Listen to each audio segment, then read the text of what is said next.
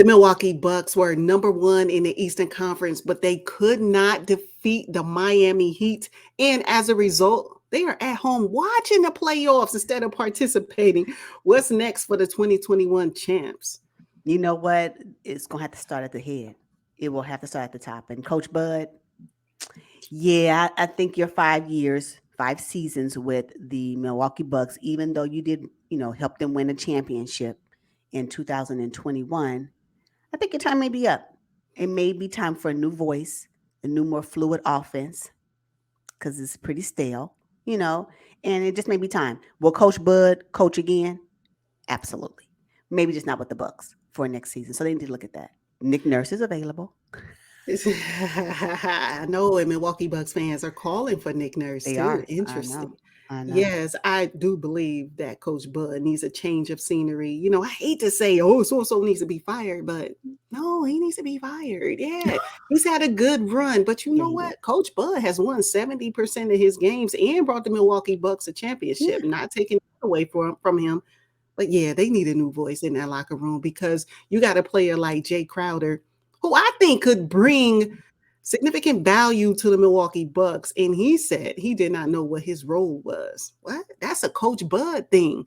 Jay Crowder, really? He only averaged 10 minutes in the playoffs.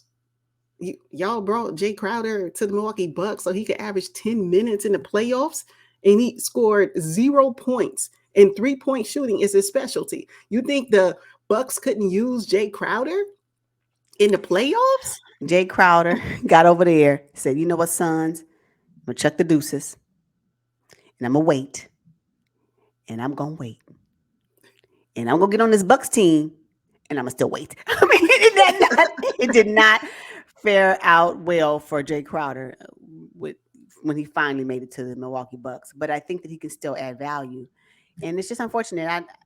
I don't know if Coach Bud's voice is being heard. I don't know if you listen to one of the things that Giannis said in one of the discussions after the game. He was like, well, I should have been on Jimmy Butler. What do you mean you should have been on Jimmy Butler? You should have been defending Jimmy Butler. Why weren't you defending Jimmy Butler? Coach Bud, isn't that a Coach Bud decision? Yeah, it just is probably just time for new scenery, as you mentioned, a new team. So Yes, indeed. And I think if they get a new coach, everything else falls into place. I don't think Chris Middleton was healthy in the playoffs. And we know Giannis had an issue with his back. I think both of them kind of rushed back because Middleton, mm, his knee was a little shady. And I think he was like, I need to, but they need me. I got to play in these playoffs. yeah. And yeah, that's too bad because he sure didn't look like his old self, Chris Middleton. Yeah, no, he didn't. And Giannis, I have to agree. I think he did rush back, but I appreciate the desire to play and help his team win. Maybe he should have just set out. But who wants to smoke about sitting out? I.e., Kawhi. Don't nobody want that smoke. They don't want to deal with that. So he just came back, but I think it was too soon, and it was just unfortunate because the Bucks really were the favors to win it all, actually, and they couldn't even get out of round one. Dang. But Coach Bud had enough, he had enough people, I believe, on that roster to really shake up and come out of this round one successful. And he didn't do that. They were able to win one game without Giannis. They couldn't Hmm. win three more. Nah, I don't think he utilized his roster correctly. Yeah. So speaking of that, there was this whole thing about whether the Milwaukee Bucks season was a failure. And Giannis took Hmm. personal offense to that. Do you think their season was a failure? I mean, they were number one team in the East and got bounced in the first round. I mean, failure may be hard to take. The word failure, right? Because it can be subjective depending on where you're coming from. I know coping mechanisms, and I agree that what Giannis mentioned and what he talked about, where failure wasn't what he saw, was a way for him to cope about a potential disappointment, an epic collapse. You call it whatever you want to call it, but at the end of the day, how do you cope with a disappointment? Because I'm quite sure he's disappointed he didn't. They are still not playing right now, right? So you put a word in, and if failure, the word failure is negative, and you don't really like that word, just add another term. At the end of the day, they did not meet the expectations of what of what fans wanted, right? Of what we all anticipated. They didn't meet the expectations of that. Is that a failure? Well, if you don't want to use the word failure, I'll use epic collapse. I'll use didn't meet expectations. I'll use fumble the bag. You just put the phrase in, right? They all mean And the same thing. it all mean the same thing. But I do understand Hmm. one way to cope is to say, well, things are always much bigger than what we see, especially when we're talking about stuff that I have a healthy family and I can live to play another day. All those things work, and so I don't think he was incorrect in his assessment of what that looks like for him. He has a right to feel that way, like people who had other expectations had a right to feel that way as well. So I agree with him as a way of coping, absolutely. As a way to get over the hump, yeah, you can only control what you can control, and in that case, that's what it is. Yeah. Yeah. Now, I think it's all about perspective. I do think their season was a failure because they were the number one team in the East. And like you mentioned, they were supposed to win the whole thing or at least get to the NBA Mhm. finals. Mhm. But once you've been to the mountaintop, when you can't repeat that year after year or at least get close to the point where it could have gone either way, no, this was an epic collapse. This Yeah. was a failed season See. unless what they wanted was just to be the Central Division champs because that's what they are. Did Yeah. you want a divisional title or did you want the NBA title? They So in wanted the that case, NBA title, right? yeah, Right. yeah, So again, if the word failure is the problem, then I would say a collapse. You didn't meet expectations. It just didn't work out this year. And you have mm-hmm, your reasons. I would say reasons as opposed to excuses. Hi- Injury is a reason, right? He can rest on that and feel confident that had I been healthy, which I've proven to you guys in the past, I could have maybe given my all. But I was injured and I was compromised. And I came out and played anyway, and it didn't work out. right. And I'm going to go be with my family because they're just as important. They're more important to me right now anyway. There's nothing wrong with that. Giannis is that you good. You good. But you didn't meet but the Milwaukee Bucks as a whole did not meet the expectations in the 2023 season. That is a fact as well. Mm-hmm. Yeah, and I appreciate his passion for the game. Yeah. You could tell when the reporter asked him that question, he was like so frustrated and he was trying to figure out, okay, how can I answer this question without A, being disrespectful Hmm. or personally attacking him? But let me just tell you how I feel. Do you get a promotion on your job every year? Remember he said, I was like, whoa, okay. Well, that was some perspective for me as a regular 9 to 5. I was like, oh, okay. Well, that makes sense then. Exactly. That makes total sense. That's what I'm saying. His premise, Giannis's premise, was not incorrect. And when you put things in that layman's type term, when someone that is not a professional athlete can now relate to it, then yes. So I would say that, and if that reporter wanted the promotion and didn't get it, if he wanted it and didn't get it, he didn't meet the expectations of his desires. And so what happens? He keeps trying hard and he'll keep working hard to get the promotion the next time. We all go Yeah. through it. We Yeah. just have to. There's just the professional athletes are on the spotlight, and Giannis is like, well, hold up, y'all. I mean, because I'm a professional athlete, don't mean that you don't experience it in your own environment. I'm like, you right about that, Giannis. Yeah, But a exactly. disappointment, Exactly. a collapse, not meeting expectations happens to everybody, and it is okay to feel a certain way about it. It's okay to be disappointed about that. It's okay. Hmm. Now, I'm disappointed in the Los Angeles Clippers. It was another team that I think did not Failure, meet not the for real. expectations. Oh, it's yeah, yeah, yeah. Hey, now the Clippers are getting a new arena next season. Hey, this was a failed season. You know why? Because Kawhi Leonard and Paul George were yet again unavailable. Season 4. Go watch I that mean, video. what? I've been Yeah, off the yeah. Clippers for a couple of months. I'll put it up in the cards. Um, Okay, so what's next for the LA Clippers? I mean, first of all, number one on the list, and I don't care how they do it. I know he probably played so well that they don't even have money for him now. They need to retain the services of Russell Westbrook. at Period. 100%. Mm-hmm. 100%. Figure it out. Steve Ballmer, I know this new CBA is coming out, and I can't wait to delve deep into that. But from what I understand right now, just off the surface, that the way they tap into the luxury tax may impact how they use mid level exceptions and all this other stuff. And Do you need to write a personal check, Steve? But you need to keep Russell. You need to keep Russell. Yes, Russell Westbrook should be retained. Likewise, go ahead and find some money for Mason Plumlee while you're at it. Oh, yes. Yep, go ahead and find him some money as well. And let me tell you how you can find some money for Mason Plumlee. Marcus Morris, Robert Covington, Eric Gordon. Thank you for your services. They got to go. They got to go. So while you figuring out money for Mason Plumlee and them, you can probably figure out a way to remove them from the roster. And if you need it, and I like this one, Nicholas Batum, I like him. But if he had to be a part of the package, I will be okay with that as well. Because not only do you need to retain Mason Plumlee and Russell Westbrook, you better find you a better power forward, center / person. Because if you've watched any games where a power forward is necessary for your success, you better check the Nuggets and Aaron Gordon. You would want to get someone like him. Now, you may not be able to afford him, but find somebody like him. Do you need to go get Jeremy Grant? Do you still want to be in Portland? You need to do that? Oh, go on over there and talk to Mark Cuban. Y'all need to get Christian Wood, somebody else. Because that needs to be younger, athletic, and can do a little bit more than just what those 4 guys I just mentioned do. Because it's not enough, not going forward. Nah. Ooh, Power those are forward good / center, y'all better find a new one. Because whatever y'all have ain't enough. Dang, you just sliced up the LA Clippers.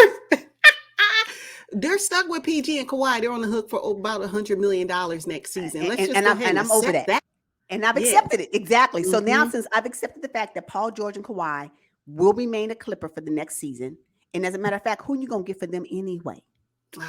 Okay, so they're going to be there, right? You now retain the production of Russell Westbrook because I think he has found his spot. He looked really, really good, right? And later in the season. Figure out a way to keep Mason Plumlee because Ivica Zubac need a backup, and at least Mason Plumlee skills are a little bit expanded more than Zubac. And if y'all don't get a power forward up in here, I know. Okay. So keeping that all in mind, I think we need to recognize that Norman Powell deserves a larger role, especially because Kawhi Leonard is unavailable. So let's go ahead and play Norman Powell more. Yes. Oh, that's the one. That's the one, Clippers. Can you imagine starting the season off? Because I know Paul George will be back. Russell, Paul George, and Norman Powell. And then you find an appropriate fit as a power forward / and I say / center just to kind of, help it out in the middle, a little bit. What?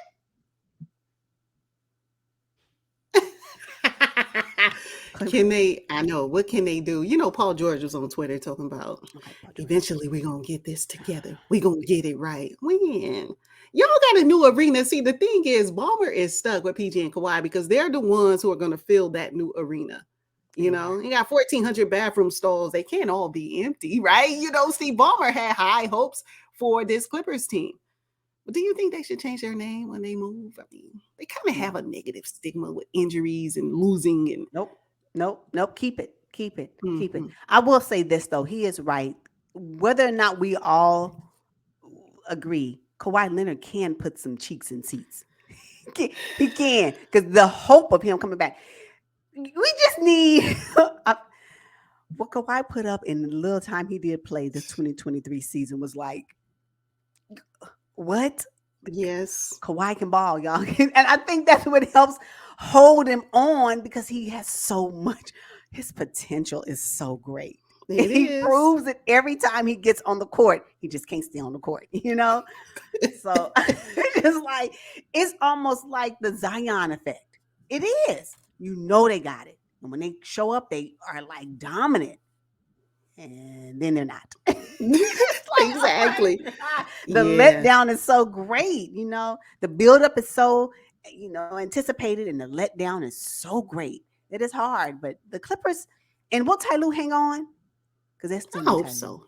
I hope so. I read somewhere where Nick Nurse could be in a Clippers coach as well. Nick Nurse's name been just plopping everywhere, right? And I would probably say, and I can see the connection between Norman Powell and Kawhi Leonard winning or helping him win his 2019 championship because they were with Toronto Raptors all together. But I don't think LA is right for Nick Nurse. No, not at all. I think LA would chew up Nick Nurse and spit him out. This ain't Toronto.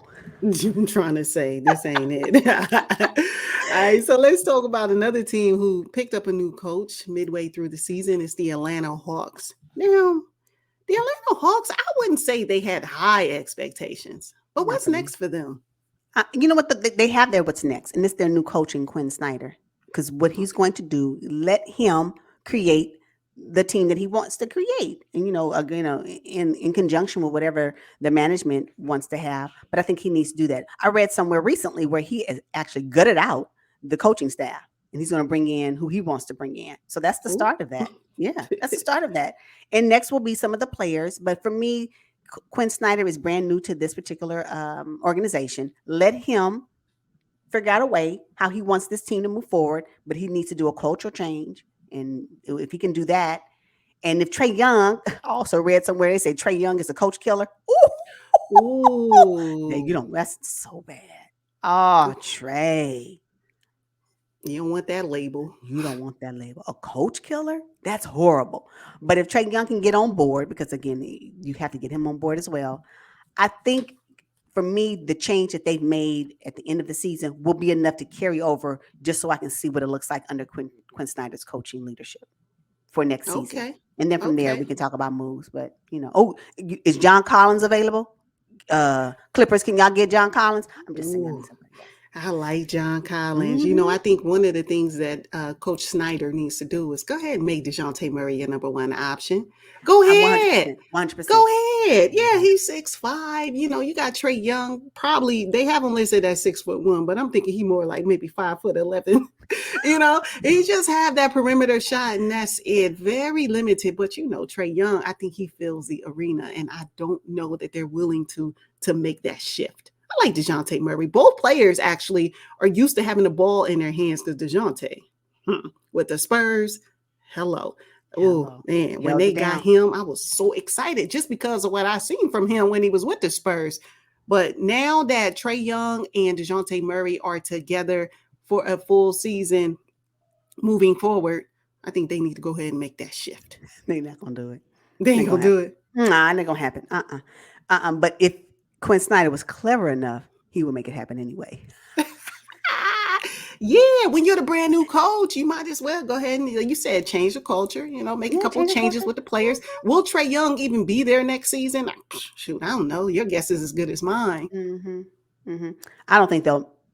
He's become a staple in Atlanta, but I think they can move on quickly from him if they were to give the leadership over to DeJounte Murray.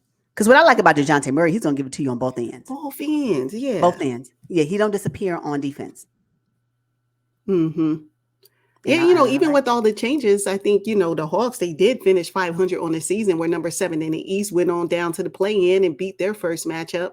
So that was pretty good. And that was under Quinn Snyder's leadership. Yeah, So yeah. once they get a full season with I'm him telling at the you. helm, I Yeah, mean, what's up? You never know what's going to happen in Atlanta. totally, totally, totally. And they need to keep Clint Capella because what he proved to me in round one, he owned the board.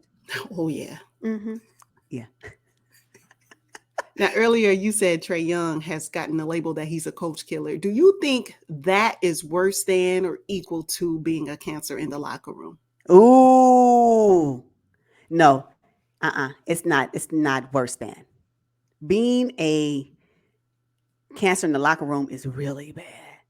It's really bad because at least with him, Trey Young, because Trey Young is their superstar, he can dictate how the coaches come and go. I really Yeah. believe that, right? But he can still be cool amongst the other players. He just doesn't really get along with the coach.